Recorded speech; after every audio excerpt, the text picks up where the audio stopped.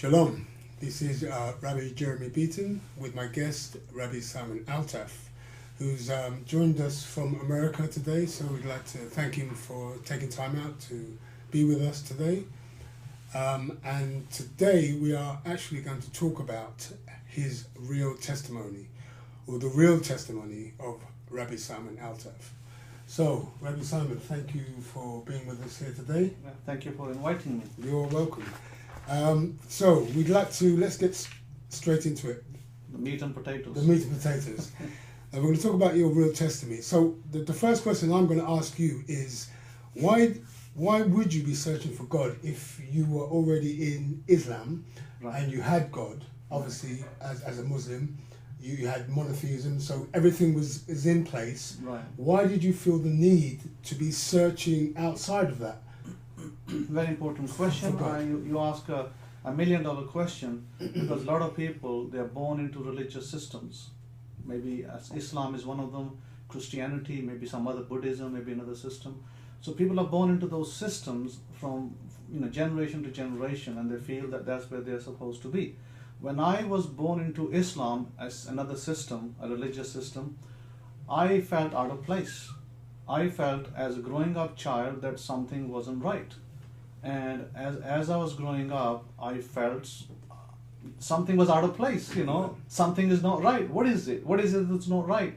And I felt almost like a foreigner in that, in the midst of those people. But I never could answer that question.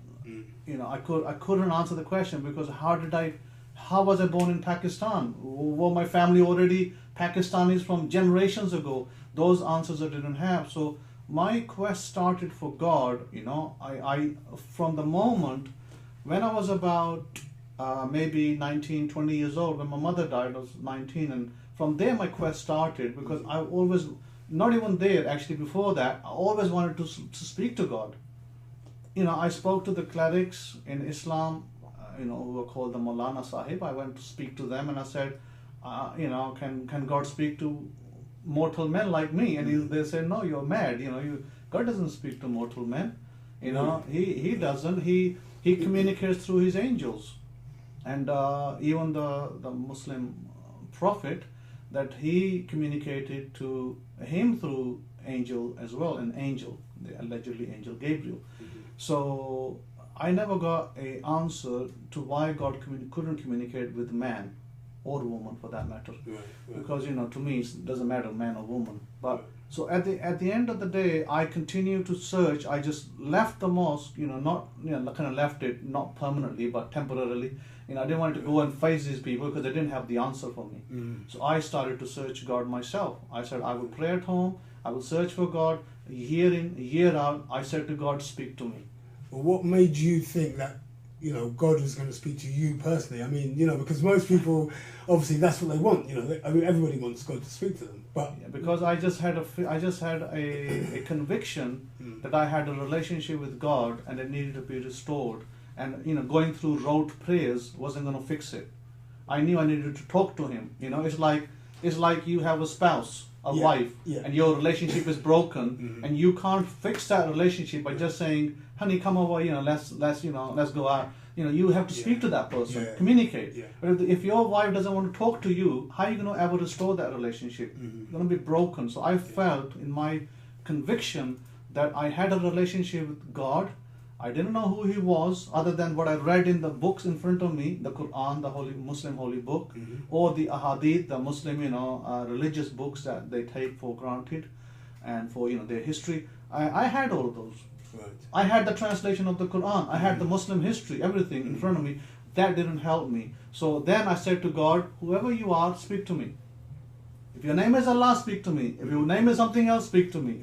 Right. I kept doing that, and I said, I need an answer. I need you to speak to me. I'm not going to give up. And year in, year out, I did that for 10 years. Wow. 10 years was a long time. But I said, no, I'm going to continue to say that. And I'm going to continue to wait. And I continue to argue with my family and friends and so-called clerics. Right. I continue to argue and push back, says, no, I'm not going to accept your answer. I don't care what God said to Muhammad. What matters is what is he going to say to me. Right. I need to hear from him directly. And how did they feel that you were taking the stance at the time that you were convinced that God was going to speak to you? Yes, I mean, and they took it as this idiot person, some idiot, out there who thinks God's going to speak to him. He's nobody. Why should God speak to him? He's nobody special. Why would God speak to him? But I knew that I was somebody special. Yeah. I knew that, but I couldn't prove it.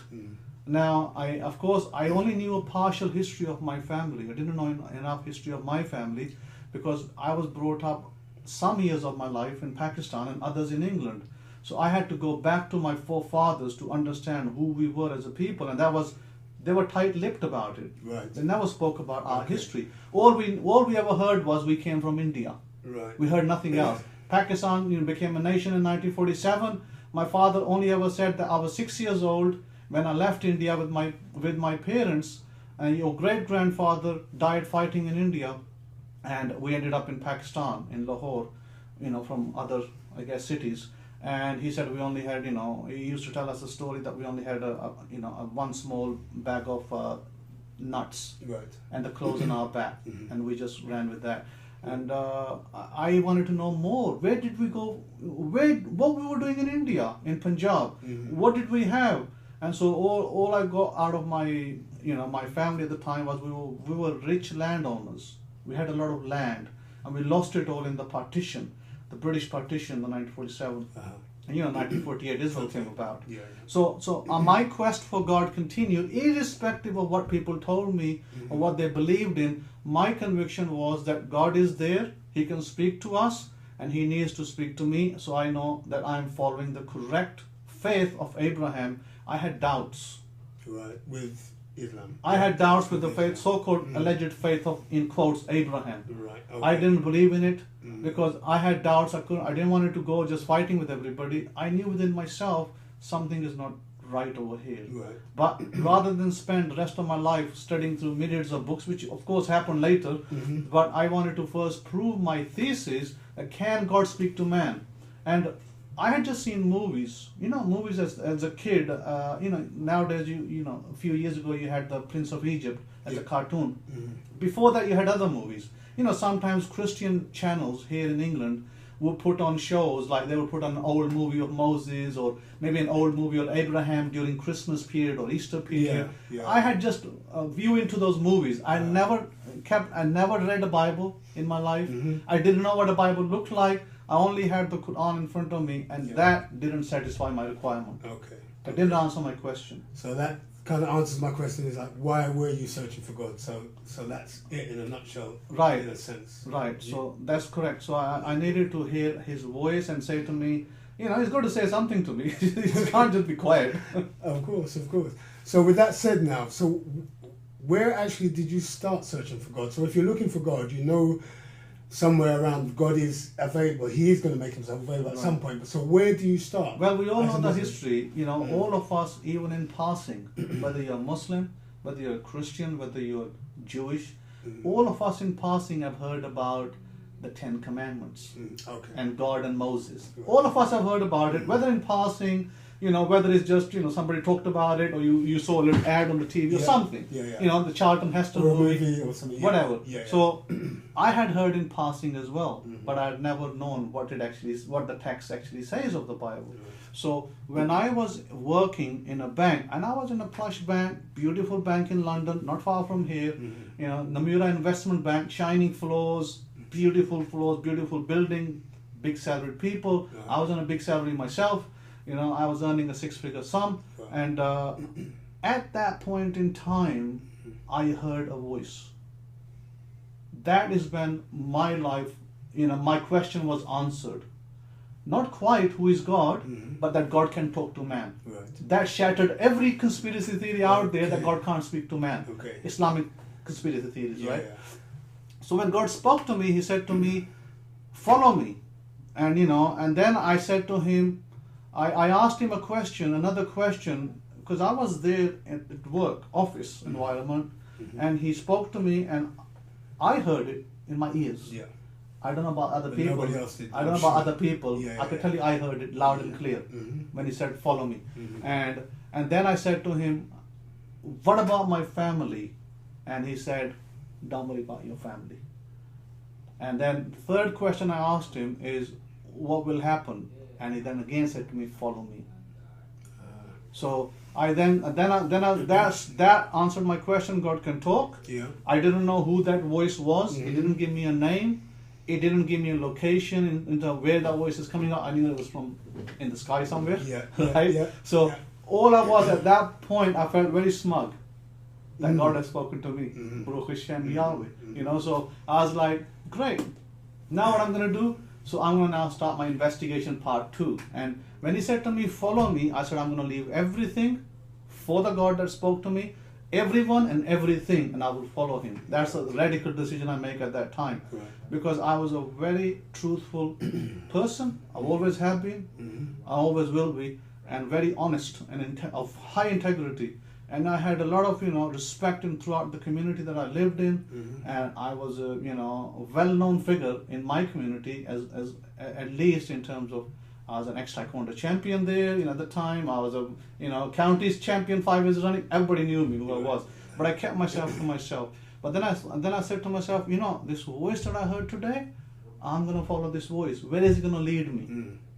Then what happened, I want to give kudos to Christians for this, and I want to thank the Christians openly, those Christians, that Messianic Christians who knew about God, who were able to reach out to me. I didn't know who they were. They reached out to me. One person particularly reached out to me, then another person reached out to me, and the person in America provided me with the Bible. He was an ex-Muslim by the name of Ibrahim, and I want to thank him for that. And I want to thank the person in London who's, even to this day I speak to him, is a good friend of mine. He's a Messianic Christian. And then that led me to a Messianic church or a Messianic place of worship in London, Right. in a Jewish sector. And that was my interface with God. That was my beginning. And that kind of shook the foundations of my family. I'm sure. I bet it did indeed. So going back to, okay, let's just recap. So you heard God's voice. Yes. Now, what most Christians normally would say, or other people within other faiths would say, how do you know it was God's voice? I mean, Yeah. it could have been an angel, it could have been Jesus, it could have been, how do you know? I absolutely agree with that. I wouldn't be able to tell if it's Jesus' voice, Yeshua's voice, if it's, Yahweh's voice, if it's an angel. I wouldn't be able to tell that. But what I will tell you is this much, is that I knew and I was convicted within my heart and my soul and my mind that this was a voice that came from heaven, Bat Kol as they call it in the Jewish way. Right. It's a voice out of heaven, whoever it was, because God doesn't have lips like us. God is a being that is of light that we can't understand, can't comprehend, but He can speak to us. He can take on whatever voice whatever language you speak. Yeah. Doesn't have to be Hebrew, by the way. He spoke to me in English, not in Hebrew. Right. So, Okay. He spoke to me and I was able to clearly understand Him and relate back to Him, and I could take it from there. So I knew, I was convicted this is God's voice, and where He pointed me to. When I asked Him the question, where is the truth? Right. He said to me, go to Moses. Aha, okay. So that was a definite... Absolutely. I said, Direction. go to Moses. Go And to you know Moses. what the first thing I did? Right. I had so-called religious people in my family. First thing I did, I found a copy of Charlton Heston's 10 Commandments. Right. And I wanted to see that again. Okay. What happened? What happened in there? Uh-huh. Then, a friend of mine, a Christian friend of mine, would send me a Bible. Yeah. He sent me a new King James Bible of, I think, one of the authors from America with some commentary. Okay. I opened the Bible at the 10 Commandments, and I said, now let me look at the movie, so I can get some understanding. So I read it. I watched the movie 2, 3, 4 times. Yeah. I read those portions of the Bible, the books of Moses, and I read it 3, 4 times, and I was like, there's missing elements in the movie that doesn't quite tie up. Sure. And so when I started to go to this Messianic temple, Messianic church, of some type. What happened was I was there. I witnessed how Christians serve God. I went. In fact, even I went through the baptism. At the time, I didn't know any different. Yeah. But then, as I went through that process, I realized that is only a stepping stone. Right. My path was to Torah, and how I knew that, because I met other people who were able to give me maybe leaflets and things to read, to study, and I used those to get better learning. And then as I was going, my first question to God was, Christmas was around the corner. Right. God came to me in September, by the way. So Christmas was around the corner. Now, should I do Hanukkah or should I do Christmas? Right. Right? Okay. So I asked God, about Christmas. No, Christmas is not for you. Okay. So, and then somebody gave me a leaflet about not obeying Christmas. A Christian scholar gave me a leaflet saying why you shouldn't celebrate Christmas. Wow. Okay. Right? So you had God telling me, then you had another person confirming it. Okay, fair enough. I said, okay, so Christmas is not for me. What about Easter? Okay. And then I was told that it's Passover, not Easter. Right. So now I started to get my answers. I read the New Testament. New Testament talks about Passover many times. Talks about Easter once, and in Acts chapter 12. But then I went back to examining the books, reading them thoroughly. Right. Then I started to have my family cringing over this person who's been Muslim most of his life.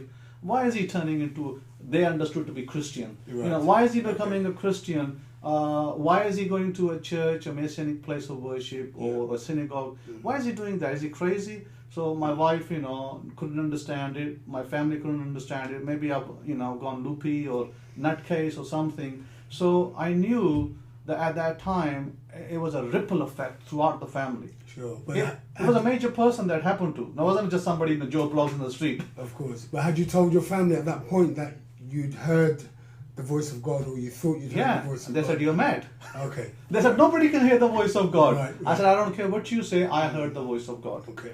I don't care what you want to believe, I don't give two hoots about what you believe. Yeah. I heard it, it's my testimony, it's going to stay with me for the rest of my life.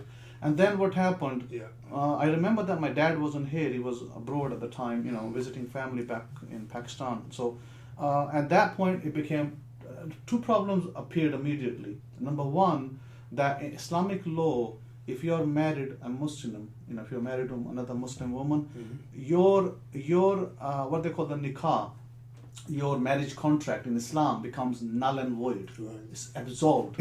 As soon as you leave Islam, it's absolved. You're no longer husband and wife, according to Islamic law. Okay. According to British law, you can live together. You're still common law, husband, common wife, etc. Yeah. So that's the first problem that came up. So I said to my wife that this is me, this is you. What we're gonna do? Are you gonna be with me? Are you gonna be against me? So my wife, was highly pressured by her family, by her parents, because our families are sort of integrated. Yeah. We basically wrestled over that issue, and in the end, the resolution was that I had to leave home. My wife couldn't be my wife any longer because her religious basis. She couldn't change her religion because she didn't want to disappoint her family, and so I had to leave house. So at that point, I made a decision that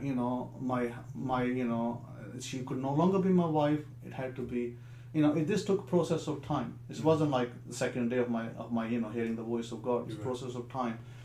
So first year, second year, third year, 4 year, we wrestled with this topic for 4 years. Okay. But I was already out of the house before that time. I wasn't there. So my point is that I had cars, I had wealth, I had a brand new Mercedes parked, a van that especially I had designed, and I gave that over to my wife, signed it in her name. £30,000 Mercedes. Then in we're talking about 1998, 1999 period. Yeah. And we then said we have to seek our separate paths, because I'm no longer a Muslim, you're no longer where I am, so according to your family custom tradition, I can't be with you and you can't be with me, etc., etc. So it came to a head where divorce, separation from the kids. I had to leave my house, I had to go outside, I had to be homeless for a little bit. Not like homeless like other people, because I could go to a brother's house for a few weeks and then look for another place to live, etc. So I had to go through that pain. A lot of people think that you find God and you find Torah and suddenly everything is rosy, everything is bright and glorious, and no, it wasn't like that. So let's just recap a bit. So basically now you've told your family, they understand now that you're changing your faith, and you want to now turn to Changed it already. Oh, changed it already. Yeah. So now you've got this issue now with the family and your wife. Yeah. Your wife, obviously, if she had gone your way, everything would have been okay. We would have stayed together. done and dusted and right. fine and rosy. Right. But because of her family pressures, that Yeah. she and you had to we, split. We had to split. Yeah. Right. So would you say, in a sense, that could have been also a kind of test from God to say, you know, are you coming with me, or are you staying with Israel? Absolutely, because was I going to walk with God, who I come to know as Yahweh or Jehovah, or was I going to stick around with my wife and say, you know what, I don't want to lose my beautiful house, beautiful 5-bedroom house, you know, beautiful 2 cars parked outside, Mercedes and people. Why would I want to lose my house and my wife and my kids? I said, no, you know, no, thank you. Yeah. I think that I heard the voice, that's enough. I'll carry on being a Muslim. No, that wasn't me. Right. I said, no, I have to take a stand. I have waited for this time for maybe 10 plus years. 10 years is at least minimum I've waited for this time. I'm not going back. Right. I'm going forward only. I'm not going to look back. I lose everything, I'm leaving. Wow. So I had made my decision. I told my wife that I made my decision. I couldn't change it. And she knew my character was very stubborn and very, you know, one that would not accept other people's views, but only the view that I had been shown. I examined it carefully. I investigated it, and I found it to be true. So I said, "That's it. You know, the twain don't meet now. We have to be separate. We have to walk our separate ways." Right. Okay, so I would imagine. Let's just think about this. You've found God, or God's found you, and He spoke to you. Absolutely. Obviously, you've left your wife, but that's one hurdle. So obviously after that, but you've found God now. So everything in your life must be really rosy, and you found God. So now all your troubles are over. My troubles started just exactly that, right? So your troubles are not over. My troubles actually started from the moment I found God. Okay, right? so you got my life was very rosy before that. Oh, really? I used to go to nice restaurants and cinemas. It was no longer the same because now my life started with all sorts of problems. I had to deal with the family pressures. I had to deal with scholars at the time. My family, certain members of my family brought Islamic scholars to debate with me that Islam is truth and I'm in the wrong place, etc. Then I had to deal with my father. My father, when he came back, he heard about it, is like very disappointed in me that I had left Islam, and he said, really, this is a religion that I knew about, and you left this religion, and I was like, well, you have taught me to follow the truth. You have told me to be truthful, and I'm just doing what you told me. Right. So my father didn't know what else to say to me. And so therefore, because I was an adult, I could make a decision. But, I was called labels by the family, which are very hurtful words that people don't realize, what hurtful conditions Muslims go through when they leave Islam. I was called an infidel. Infidel is it may seem like a normal word, but it's actually a very it's a very harsh word where we come from. Of course. Because infidel doesn't just mean infidel. It's like saying to a woman, "You're barren." In the stories of the Bible, ancient stories, we read about women being barren, and those women were called barren, and they were hurt by those words because people were kind of pointing fingers and you've got no children, you're a barren woman, you're a dry tree. You're being bullied in a sense. Right. It was shameful for them to be called by that title because naturally every woman has a child and they didn't have a child for some reason. So we find that a lot of these women, and this is a similar way when you're called an infidel, it's like saying, it's using a word, right, that's discriminatory against you. Even though whatever your character may be, that they're trying to make out your character is bad. You suddenly done some crime. Following the God is crime as well. Defamation in of those character, people's eyes. Whatever that character is. Absolutely. Defamation, of character. And that was the issue at hand, that I had to deal with that.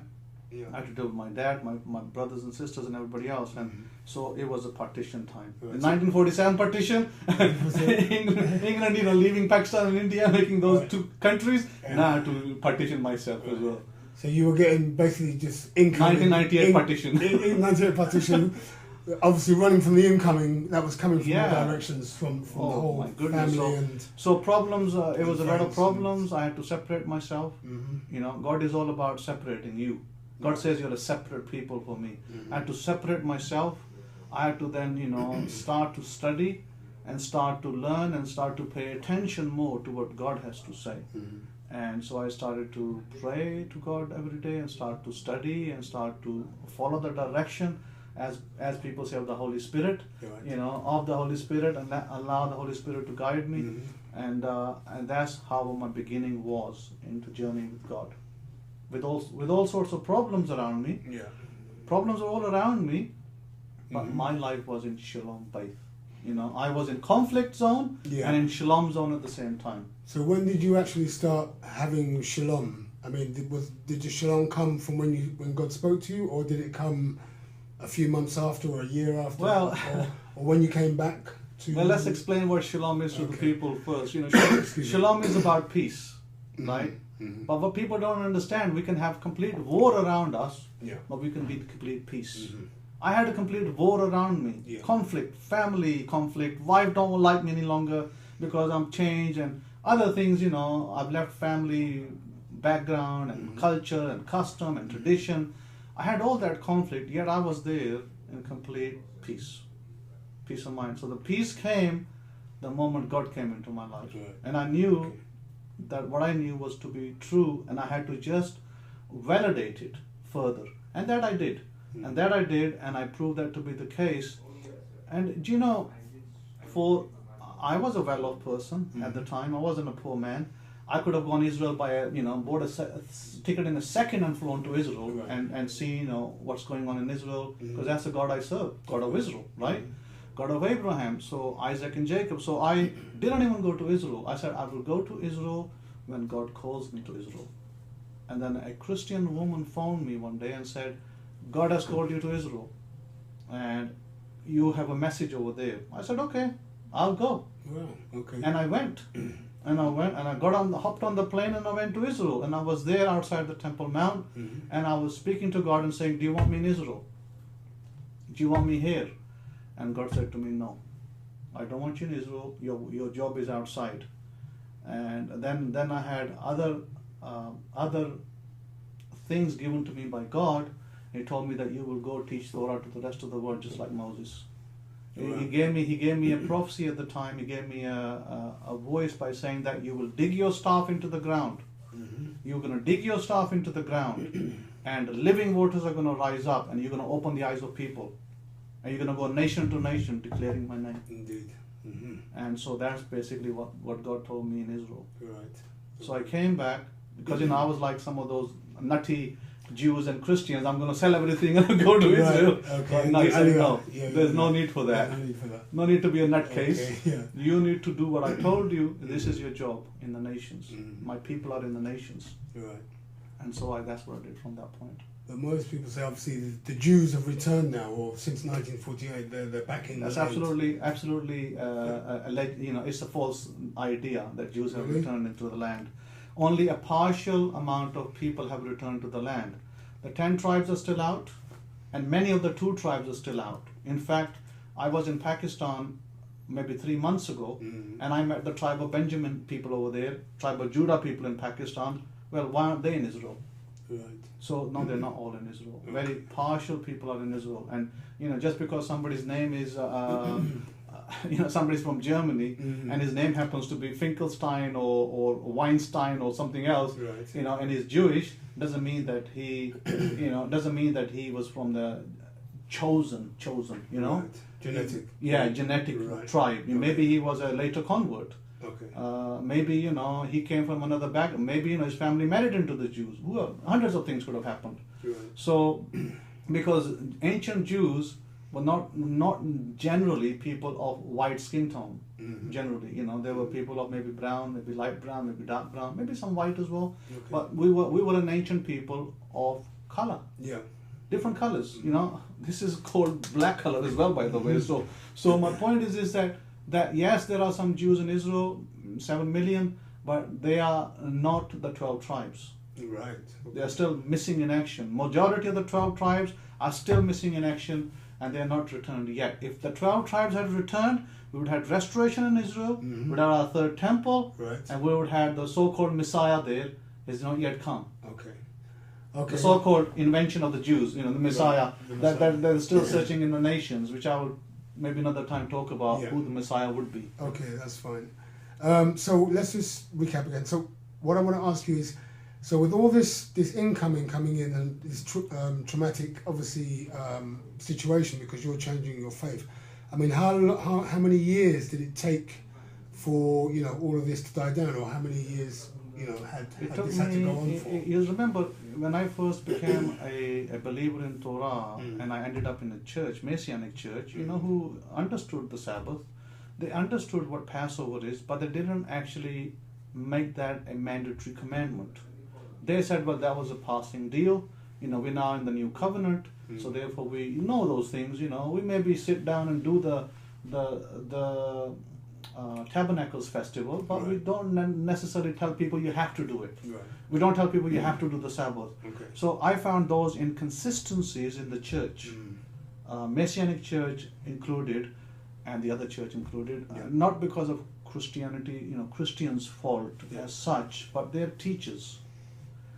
Their ignorance and whatever they're taught by their seminaries, ignorance of their seminaries. So I found those inconsistencies that I could not ratify with what I had as a Bible. You know, I'm talking about Christian Bible, so-called Christian Bible, not even the Jewish Hebrew Bible. We'll talk about that another time. But I'm talking about the Bible that when people hold in their hands, it's not consistent with their teachings. They were not consistent. Neither the kosher laws, nor the Sabbaths, nor the festivals, none of them were consistent. So I said, so then when God took me out of there, it was already 4 years. Right. It took me 4 years to come to the realization that church's theology is not consistent with the Bible's theology. Okay. We have a problem now. Right. Okay. That's where we were at that time. So you were basically in the church for at least 4 years before you... That's right. No, I knew about the issues. I never followed their dictates. You understand? Yeah. I knew the Sabbath. Yeah. I knew the zitzits were to be worn by males. Okay. I did all of that. Okay. I never followed their dictates, but I stayed to see when God will move me from there. Okay. And when God moved me, I went. So it was kind of like a learning curve before... It was a learning curve because I had to be in the midst of Christians for my sake and for others' sake, because that's where God wanted me to be. Yeah. You know, there's a purpose in everything. God has a purpose in everything. Just as I was born into a Muslim family, I was in the midst of Christians. I love Christians. There's no problem with Christians or Christianity as such. But my problem was with truth and facts on the ground. Facts on the ground did not match with the Bible versus what the church theology was. Things had to shift. You know, there was a seismic shift there. I had to go. Okay. So that's great that you've given us that understanding. Now, what I want to ask you is that obviously we call you Rabbi Simon Altaf. Yeah. Obviously Hakohen. So to be a Hakohen, you have to be from the tribe of Levi. Right. So many of our obviously viewers are going to be asking the question. You know, how do you know you're a Levite? Right. I mean, at the beginning, I didn't know that at the beginning. But as God led me through the wilderness, as He did our people 40 years ago, you know, when I say 40 years in Egypt rather in the Bible, God had already told who everybody knew who they were and what roles they're supposed to play. I didn't know that. I was finding my way around at the time. As I was finding my way around, all I knew was that I was a member of the tribe of Israel. I didn't know which tribe. I didn't really care too much about that, whether I was Ephraim, Judah. I couldn't care less. All I could care about was I heard the voice of God. Now that mattered to me. Because God usually speaks to prophets, the Levites, the Kohanim, or special people that He's called. He doesn't speak to every Tom, Dick and Harry, which is true. Which I find is true. But what I found is she's spoken to me, who was I then?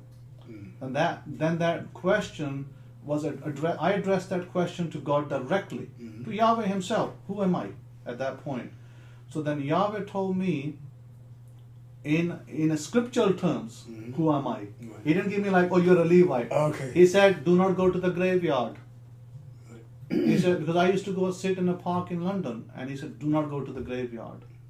And there were graves there, you know, like generally we have over here in this country. So I then said, hang on a minute, you know, this command, do not go to the graveyards and do not marry, you know, a woman that is divorced, etc. I said, these commands actually don't belong to, they're not given to all of Israel. Just the other tribes. So when I looked at it, who is this command being addressed to? It was only addressed to one tribe, Levites. Then I came to the realization that, am I a Levite? Is that why God is telling me? Then I said, I have to now travel back home to Pakistan and ask my family. Right. That was the time I had to ask the question, who are we as a people? Mm. So when God told me that, I knew instantly I was from a Levite clan. Then I went back to Pakistan. And God started to reveal more to me. Mm. I started to get more understanding. I went to the family, I found out that we were Persian Jews. My father only one time told me that. And I believe it's through the act of God that happened. Right. He said that, you know what he told me? He said that you have gone back to the faith of your forefathers from Persia, the Jews. So we are from those people. Okay. Then I realized that we, have a lineage over there as well. Mm. Like we call the patriarch, the tree. Then I realized that from that testimony and other information that I gathered over there, I realized that we were from the Kohanim. We were sons of Aaron. Wow. And that was a big shock to me. And then I connected it back to that commandment that God gave me, not to go to the graveyards and not to do certain things that belong to the Levites. And I realized, because next question would be, how do you know you're a son of Aaron and not just a Levite, like Moses was a Levite? Yeah. Because God had already told me. I didn't realize it. Because when God said to me, you are like Moses. Okay. When Moses was a Levite. Right. He already told me in Israel that I was a Levite, but I didn't pick up on that at the time. Right. I just, okay, you're like Moses, I have some mission, I come back. Mm-hmm. But then he qualified that with, don't go to the graveyards. Yeah. So that was Then he qualified it further. right. Until I came to the point of realizing that I'm actually from the sons of Aaron. I can't be anybody else, but from the sons of And you know what? I went to Pakistan recently, and what was even more astonishing, that my brother told me to go, stay with his, in his house over there when I was traveling, and with his wife. And the very place he lives in is called Harun Junction. Right. What is the chances of that happening, that your brother happens to live somewhere which is called Harun Junction, Aaron Junction? Yeah. Perfect. So everything that God revealed to me after that, and this is years, this is many years later, but I knew many years before that. Yeah. But I then just stayed put. And then I just started to do what God wanted me to do. I started to translate the Hebrew Bible again. I started to write the books. And as you know, the Hidden Truths and Break Scrolls is history. Yeah. It came about, other books came about where I spoke about God, God's ways, God's methods, what are we supposed to do and how we're supposed to do it. I started to remove myth and legend and then place facts on the ground, how they should be. Okay. And that only a Levite can do that. Of course. It's the Kohanim's job to do that. Yeah, of course. Okay, so now going back now, if I was in your position now, I would be very, very upset to know that my father's hidden this truth from me. Yeah. So I would be obviously wanting to, put my father under major scrutiny and say, hey, what's going on? Why haven't you told me this before? Why are you keeping this suppressed? Why are you not following in the ways of our forefathers, the Persian Jews? Right. Why are we now serving under... Yeah, the reason that I could understand from my family's view was that they're established in a country in Pakistan for many, many years, after the partition. Right. So if you start telling everybody that you're a Jew, right, and a Persian Jew at that, and you start telling the people that you have association with Israel, from that moment onwards, you're going to become an enemy of the state. Right. They hate Israel. They hate anybody called Jewish. You're going to burn your house down. They're going to kill your family. So these are what we call pressures, society pressures, family pressures. And many of our people over there in Pakistan today cannot come out of their religious systems because of pressures. Right, okay. So our family kept all these things secret. These are top secret things. They never discussed them. Right. They never even discussed how they came out of India. Forget about Iran. I mean, I was the one who got that far. Right. They don't even discuss how they came out of India to Pakistan. They never discuss it because they don't want to be known as refugees. Right, okay. But what is the Jew? Is a refugee in every nation. Yeah. So unfortunately, it's to do with culture, custom, and tradition, and also pressures.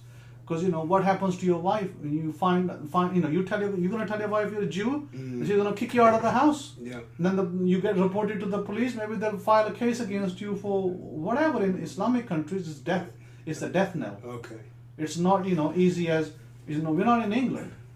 You know, we're not talking about England or America. We're talking about Pakistan and other Islamic nations. It doesn't work that way. So I can see why this would be suppressed. This information. This information will be suppressed and kept very, very hidden, underground, very underground, Yeah. and you know. Then again, you see, the same principle applies to my brothers and sisters. Mm. Why would they leave all of that and lose their lives and family and livelihood? Yeah. So one man has to lead the charge, Right. and that was me, number 2 in the family. Okay. See, in the Bible, everything works by number 2. Always a second son is the one that usually led the charge. Okay. We look at for instance, if you look at Jacob and Esau, his brother. Yeah. Jacob led the charge in the Torah. Right. We look at Abraham's sons. Mhm. Major sons mentioned, Ishmael and Isaac. Isaac led the charge. Yeah. Yeah. So we see that throughout the picture of the Hebrew Bible is that number 2 leads the charge. Right. He's Number always 2. chosen. Yeah, I'm number 2 as well. Who was number 2? Yeah. Moses was number 2, by the way, because Aaron was the elder brother. Okay. Yeah. That's People forget that. Yeah, He led the right. charge. Okay. He led the rescue of Israel. So I believe that Yahweh is going to use me in the same way to enlighten our people, just as Moses did. Yeah. The same way is going to happen. We have 2 patterns in the Bible, the first and the second pattern. Right. We have 2 Exoduses in the Bible, first and the second Exodus. Mhm. We await the second Exodus. Okay. So in a sense, everything happens twice in the Bible. Yes, absolutely. Yeah. We have 2 redemptions. Okay. So we had the first redemption, obviously, in Egypt, Yes. and then we're going to have a second Redemption. But this one will be bigger because This one it will will be Absolutely. Much bigger Worldwide. and worldwide. worldwide. Yes. Wow. We will call the Messianic era. The Messianic era. Yeah, this Okay. Messianic era is yet to come. Mm. We're not in Israel. We haven't got a king there yet, neither the temple. Mhm. But people say we're in the Messianic era. I say no, we're not yet in the Messianic era. Mm. When we step into it, they may say like we're in type of Messianic era. Well, no, because Israel is ruled by a secular government. So when we enter Messianic era, the world will know about it. It'll be on CNN, it'll be on Right. Fox News, it'll be on BBC. Everybody will know that we're in the Messianic era. Right. We're not yet there. We're talking about a major exodus here. aren't Yes, we? that's Yeah. right. It'll be on all the news channels. Right, from the 4 corners of the earth. Yeah. Absolutely. Shem, yeah. Okay. So, I mean, let's go back now. I mean, you've left your first wife. Yes. Okay. That marriage is done, dusted. That marriage is done and dusted. A lot now. of pain and So- suffering, a lot of pain, a lot of persecution, a lot of heartache. Because Yeah. remember, when you're with a woman for a number of years of your life, Mhm. I was with that woman for 17 years of my life. Right. I got married young, Mhm. and when you leave marriage, it's going to be pain and suffering for both parties, not just for one, Right. for her and for me as well, and for the children. Children also suffer. So there was pain. There's always going to be, when you leave your wife, you're changing your faith from wherever you were to the truth. Now the facts are in your hands. You're going to have suffering. So there was that suffering to go through as well. And then the next one, I had to go through that suffering too, because the next one didn't want to be in Torah either. Right. She wanted mixed match Christianity. Okay. The two couldn't live together, so Yeah. that had to go. Okay. So you're going to have to go through a number of sufferings and persecutions before God brings you to the place. And I thank Abba Yahweh so much. I thank God that many years ago I was sitting outside my driveway Yeah. in where I lived, Mhm. and outside my big house then, Yeah. and I was really under duress. I was under duress because I was going through all these issues and problems. And then God gave me a scripture. And I want to read that scripture out to you from Okay. the Hidden Truths Hebraic Scrolls, because I think it'll make much more sense. He gave me the scripture, and I was, that kind of spoke volumes to me, and maybe it will speak volumes to somebody else who's listening. In Jeremiah chapters 29 verse 11, he said to me, and this scripture was, by the way, given to me at the time, and I was sitting in my car, by the way, and I opened the Bible and I came to this scripture. Mhm. For I know the plans that I have for you, says Yahweh, plans of a future of shalom and prosperity and not of evil, to give you an expected reward. And when I received that scripture, and I realized that this suffering will end, Yeah. but I must continue. I must. Excuse me. May you be Yeah. blessed. Hashem Yahweh. Thank you very So, much. so I had, I knew that the suffering was temporary, Right. but it was necessary to purify me of maybe other evils, things I've done in the past incorrectly, maybe whatever, there were things that needed to be rectified. So when God is taking us through pain and suffering, it is to make us purified for Him. It takes us through the fire to refine us. And the prophets speak about that. Prophet Zechariah speaks about the fire and the refining. So we will be refined as a people. So all of that suffering, that not just me, anybody who grabs hold of the Torah will go through suffering and pain. So it's a necessity, you would say, in order to It's a necessity. to be with God and to be in His kingdom? The Torah is the mouth, it's the voice of God. Torah is the voice of God. Therefore, the Torah is going to put you through that test. It's going to cleanse you one way or the other, whether you like it or not. It's going to cleanse you. You may feel pain about it. One way or not, you're going to go through it. There's two outcomes. One outcome is that you'll completely break. Maybe you'll have a breakdown and you'll disappear, down the path of some mental hospital. Or two, you'll come out a better person. So you've got to hold on to the better person part. You've got to allow yourself to be purified, and things that need to go in your life need to go, they will go. If a wife is not meant to be in your life, she will go. If a son is not meant to be there, he will go. Children will go. God will bring you through that to a better place. That's our hope and expectation, and as a sure thing. That's a sure thing, Rabbi Jeremiah. It's not I'm not speaking legendary material or wishful thinking. I'm talking about what has happened in my life and where God has brought me. I suffered many years of persecution, abuse, even through some ignorant Christians as well. Slander, I suffered through that, and so-called Torah believers out there. But I held my shalom. And God has brought me to the wife of my dreams and to the home of my dreams, and also to an expected end. Just as He said, I will bring you to expected reward.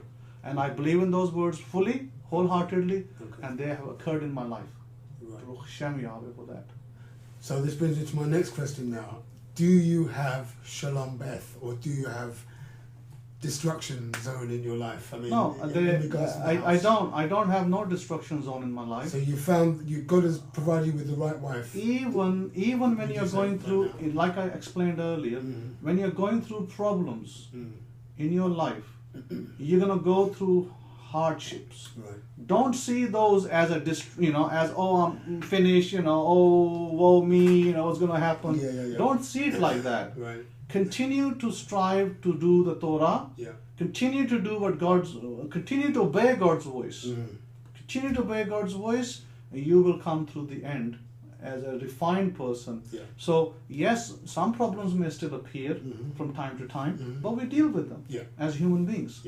But we never give up. So I feel that some people who are on the verge of giving up out there, my problems, maybe my wife is no longer good with me, maybe wife will say husband's no longer good with me because of maybe religious disputes, family disputes, cultural disputes, anything else.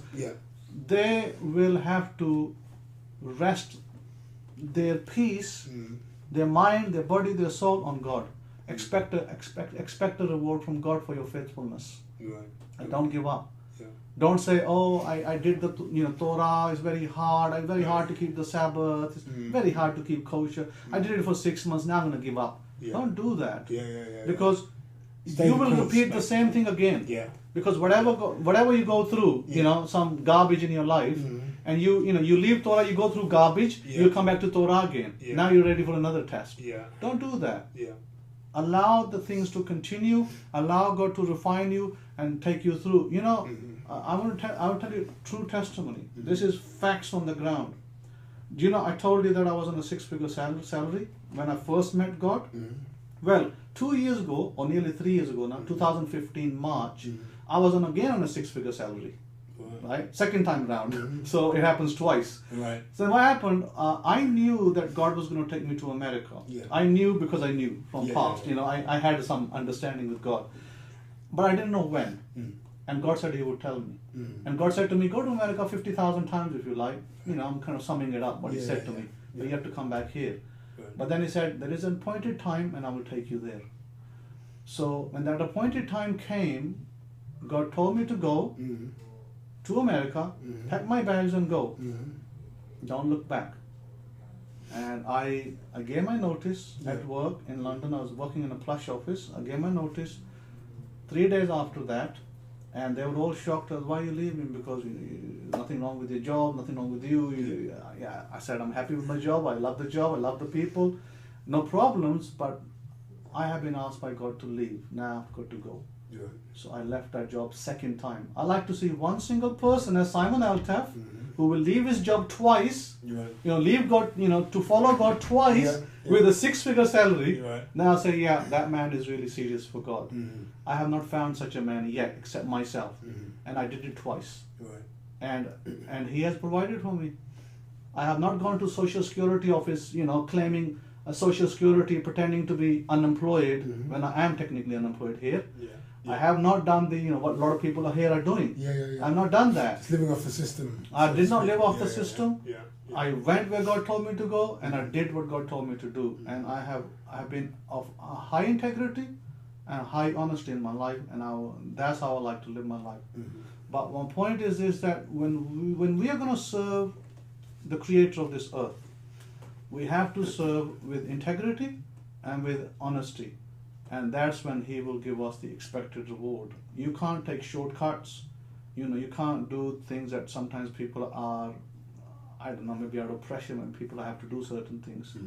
You hear a lot of times, pastors stealing money and other things going on in churches and miss things going on, mismanagement of money. But what I'm saying is that take God for the word that He has given you and follow it through. The rest is up to Him. If He brings you on the street, then He brings you on the street. Then He has a purpose for that. He brings you on a palace, and He brings you to a palace. We must follow God for God. We can't, say, oh, I think this way, and He thinks that way. Maybe my way is better. Just three freaking thing. If God's called you, or God has a mission for you, or you're keeping the Torah, whatever the, whatever God. Listen, I'm gonna say one thing. Some of God's commandments are tough. They are hard. They are not easy to follow sometimes. And people will say, you know what, this command is really tough. I don't know how to follow it. It's real tough, and I'm going to have all sorts of problems when I follow it. And yes, that's true. Sometimes a commandment will be tough. But God has, instructed us to be obedient to His voice. And His mouthpiece on this earth are the priests. The priests that are not even recognized by majority of the public out there, or in Christianity, or even Judaism, doesn't really have an appreciation fully of the priesthood. They do to some extent, but they are trying to establish a Sanhedrin, like a kind of like a cool system. A system that they want to implement in the future. They know it's going to be implemented in the future. That's a good try. At least it's better than what Christians are doing. But my point is that who is the mouthpiece of God? It's His priests. And if you don't recognize a priest, you don't know God. So many people will get God in their life through the priest. When the priest speaks, God speaks. I'll give you an example, and I'll prove it. When I came to the realization who I was, I didn't go around publishing it everywhere and telling people. Kept it to myself for many years. And I kept doing whatever God had told me to do. Then one day I had a Christian student in London. He one day phoned me. He would sometimes phone me to get advice, instructions, what to do. He one day phoned me, said, tomorrow is my test, car test. I have failed 6 times. Can you pray for me to go out? Because I know that God listens to you. Now, how did he know that God listens to me? He says, can you pray to God that I pass my test tomorrow? So I said to him, you will pass your test tomorrow. Now that's the voice of God, by the way. I was coming out of my mouth, but it's God's voice. So you will pass your test tomorrow. Go in peace. He went. The next day he passed his test on the 7th attempt. And he then phoned me, I passed my test, Rabbi. And I said, oh, sure. And then he said to me, now I have a few days later he came back, now another request to you. That I live on rent. And I want to have my own property because I have a wife and a child, and I don't think rent will help us in the long run. And can you now petition, pray on my behalf for that? You know what I told him? I said, God has a house for you in London. And I said, I'll describe the house. It's a tall house. I said, it's more than 3 bedrooms, Mm-hmm. and you will know that God spoke this to you. Right. You will get this house. And he said, really? I said, yes. And I said, you will know when you have the house that this is exactly the house I mentioned. Mm-hmm. And then he went, he came back after a few days. He said, we're looking for a house, and now we don't have the money. And he said, I haven't found the house yet. I said, go to the estate agents, they will bring the house to you. Right. And so an estate agent brought the house to him. Uh-huh. I said, there's this house, an old couple selling it, we're going to speak to them. And I said, you'll get the house cheaper than at the marketplace as well. Here's another benefit for you. Wow. So he then came back, £50,000 cheaper than at market. It doesn't happen in our world, but it did happen here in London. cheaper. £50,000 cheaper than the market price. Right. Right? And this couple said, we'll only sell to you, or we'll sell you at 50,000 discount if you can produce this money as deposit. Mhm. And I said to him, he came to me, said, Rabbi, I don't have the money for the house. I said, you will get the money as well. The money is on the way too. Be patient. Wow. He got £25,000 unexpectedly from a claim that he'd made, and now he had the money for the deposit for the house. This is going back several years. It's amazing. And he got that house in London, Mm. and it was a tall house, like I told him. It was a 4-bedroom house. I told him it's not a 3-bedroom house. You'll know it's from God. You're right. And it was a 4-bedroom house. And then he said to me, you have to come to that house and anoint it and put the mezuzah on the doors for us. I said, I will do all of that. Mhm. I see myself doing that already. I will Okay. do that when you get the house. Right. He got it. I went there. I did the mezuzah. I did the anointing of the house. Mhm. And man is very, very happy. I still see him today. Yesterday I speak to him. Very happy man, very happy family. Mhm. Baruch Hashem, Yahweh is very, very thankful. Indeed. So this is the power of a Kohen. Of a Kohen. But would these things have happened if this man had not been keeping Torah, do you think? See, it, I mean, it the wasn't. two It go wasn't. hand It in wasn't hand. the predicate on his Torah. Right. It was predicate on me. Okay.